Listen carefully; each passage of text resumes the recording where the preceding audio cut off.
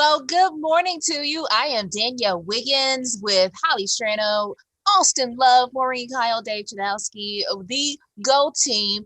Well, this is the On the Go post show. We have a lot of things to get to talk about, and my goodness, be aware that you can comment below. So make sure that you join the conversation. We love hearing from you, and we want to include you in these On the Go post shows every day at 7:05. But first, we start with the big news. Now, last week, we had the presidential debate here in Cleveland. Now we have the vice presidential debate tonight between Mike Pence and Senator Kamala Harris. You know, they are expected to take the stage. NBC will have full coverage of this. And Maureen, you were chatting with the NBC reporter correspondent about today's debate, about pretty much the debate going on before the debate. Tracy. Yeah. I mean, obviously any sort of debate gets big press, right? But because of everything that has been leading up to today, and because of what happened last week with the debate, but really with the president getting coronavirus, that's why there has been so much scrutiny on what's going to happen tonight. And the debate before the debate, as we were talking about, is that President Trump's campaign did not want Vice President Mike Pence to have those plexiglass barriers, but Kamala Harris and the Biden campaign says they want them up because Vice President Pence has been around a lot of the people who have since tested positive for coronavirus. He was at that Rose Garden ceremony for Amy Coney Barrett, the Supreme Court nominee. So he was around a lot of those people. He has tested negative every time he's been tested, but as we know with coronavirus, there are so many factors that go into, asymptomatic people. There are people who don't show symptoms until 14 days after being exposed. So just out of extra precaution, they did put up those plexiglass barriers. And tonight, it's just really going to be an exercise in seeing if they can all follow safety protocols and directions, which, we reported last night that the Cleveland Clinic, they came out with a statement because there's been so much scrutiny about why didn't the Cleveland Clinic make the Trump family put on masks at last week's debate? Why weren't they kicking people out who weren't following protocol? And they said it was really because it is the Commission for Presidential Debates that is meant to regulate all of that. So tonight's going to be interesting. I mean, that's just one aspect of tonight. Right. And then we have all of the questions that the senator and the vice president will be getting. The vice president gets the first question. Senator Harris gets to respond. There's going to be 9-10-minute segments, no commercial breaks, and nobody is expecting the fireworks and the interruptions that happened last week. Well, you never know, Maureen. But you never know, but I think that's why people are going to be paying attention. It was such a crazy and unprecedented debate last week. What's tonight going to be like? Yeah, and for those of you guys who are like, man, Danielle, you're being rude. You're looking off. You need to pay attention to what Maureen is saying. I am actually looking at you guys' comments because Chris Jones, he says he's looking forward to tonight's BP. He says dumpster fire of a debate. So just like we're saying here, people still watching. Chris, he's watching from Medina. Miss Carter, she says she's going to be watching, and a lot, going on, and it is tonight at 9 p.m. And of course, we will have all of the coverage tonight, as well as on the morning on Go. So still some more things to react to this morning. And don't forget, you guys can comment and chime in on the Facebook page. And I know you guys saw Holly step off. She does weather for WTAM. And so she will be back in just a moment.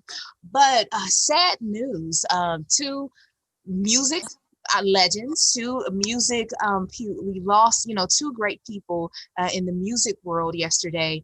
Pop and reggae singer Johnny Nash died. If you're not familiar with his name, you will be familiar probably with his song, I Can See Clearly Now, the Rain Is Gone. Okay, I know I can't sing. Dave, you're supposed to chime in. It's supposed to be a harmony there. The rating. No, you do not want. No, you don't want Dave singing. No. I'm gonna nip that one in the bud. Right. So, and he passed away on the same day as well as Eddie Van Halen, also known as, many were known as the greatest guitarist. And we are hearing from you about your memories about Van Halen. And Austin and Dave, you guys said you guys had some memories as well. So Dave, you were saying all throughout the show, boy, that really takes you back to the 80s. Yeah. Well, I don't know how Austin has the memories. He wasn't even alive then. I wasn't even alive, but Dave, there's these things called recordings, and they What are those? live on the phone and albums, and so welcome music to lives behind on, the so. scene. We Okay. all play referee between Dave and Austin there. You can have your recordings, and I'll have my memories because I actually lived it. Yeah, but I was 1980. getting there. Yeah, I know. So I just, this was really sad to see Danielle. He's been battling throat cancer, I think for about 10 years now. And what I found interesting, I found a quote that he had. He was a heavy smoker for years, but he believes he developed the throat cancer from a metal guitar pick he used to frequently hold in his mouth more than 20 years ago. You know how guitar players will do that? They'll put the pick in their mouth, and that was a trademark of his. I found that very interesting. But as far as just being one of the best guitar players of all time, you knew when you heard him play the guitar, you knew his style and you knew it was him. And I have so many memories going back. 1978 was their first album, but for me, it was 1984 album. And it was also the time where MTV and music videos were so huge. And as a kid, the Hot for Teacher and Panama and Jump and all those great songs. And David Lee Roth was such a character. And I have so many memories of Van Halen. And there's always that big debate. What was the better Van Halen, David Lee Roth or Sammy Hagar? For me, they were both great. And definitely Eddie Van Halen will be missed. Dave, I can just hear the Eddie Van Halen pumping out of your El Camino as you're cruising around wherever you're going, man. I mean, okay, you got to talk about the El Camino. People might not know what that's, up, but Dave. They don't know the context of that, Austin. So you got to explain. Well, Dave had an El Camino growing up when he was 16 or something like that. This is just right up Dave's alley. But honestly, like one of the best guitar players of all time. Obviously, I was born much after and like experienced music much after his prime. But I mean, still to this day, when you hear John Panama, I mean, if that doesn't get you going, like check your pulse. But I think the most underrated thing about Eddie Van Halen is, so if you know Michael Jackson, he played the guitar part on Beat It. And I mean, and that is such a face melter. And it just sounds like it's that song in particular with Michael Jackson sticks out so much too. And a lot of it was because Eddie Van Halen. And I knew that, and I wanted to look into a little bit more today. And I actually learned that Eddie Van Halen did that completely for free.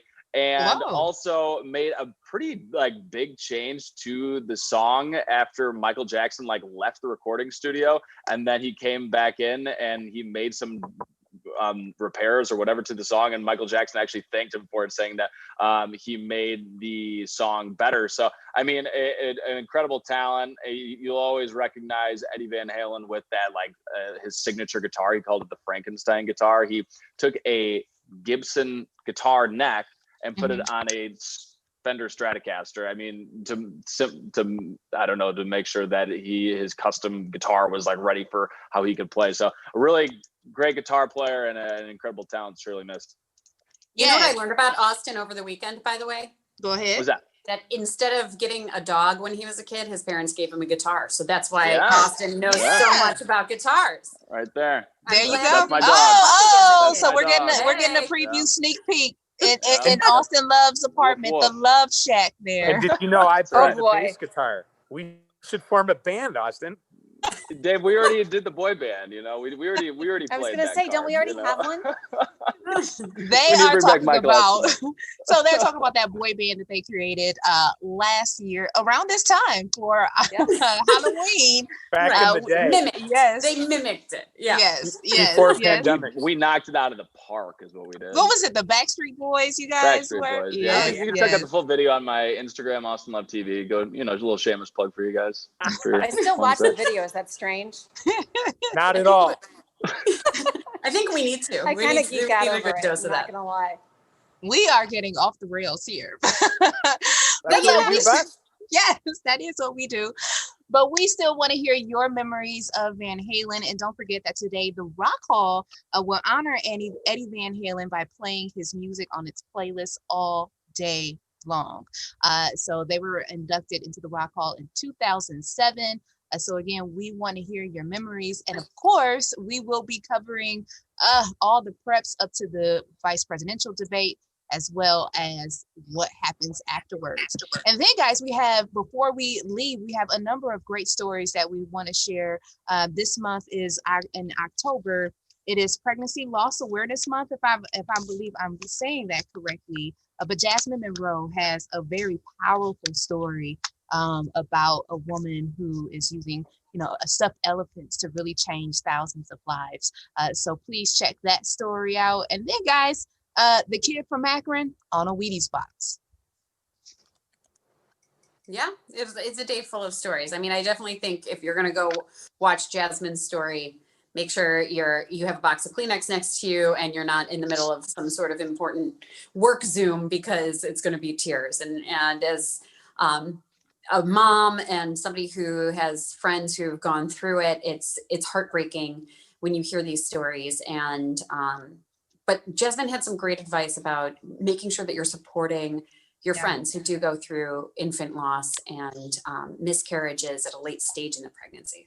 Yeah, the main one she was saying is to make sure that you don't say, well, you could just have another baby, because that really is hurtful. And then also, I think about the father. A lot of people focus on the mom, but don't really say things to the father, who may also be grieving as well. And Holly, you wanted to chime in and add to that?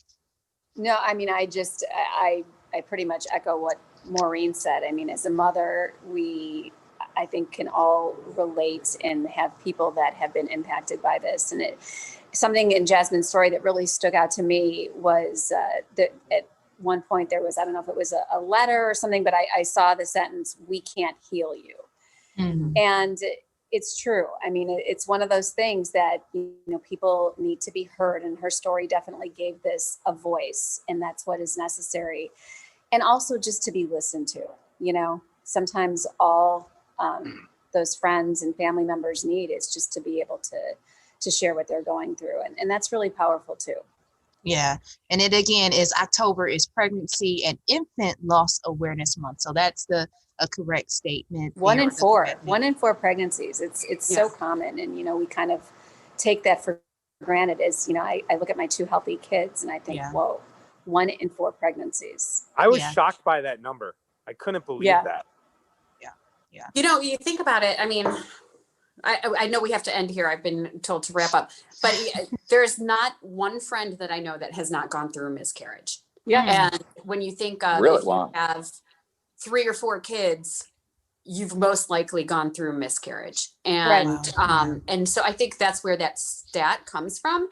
And I think the more, and I'm not going to exclude dads here. I mean, the more we all talk about it, the more we can I don't want to normalize it. I don't want to say normalize it, but the more women who are going through this realize that they're not alone. There's nothing wrong with them, that their bodies aren't, dysfunctioning. I think that helps get people through those tough times. Yeah, it's very painful, and we all want to make sure that we have compassion. So make sure you reach out to people and let them know, again, you're not alone, and it's okay to share as well, people sharing their stories.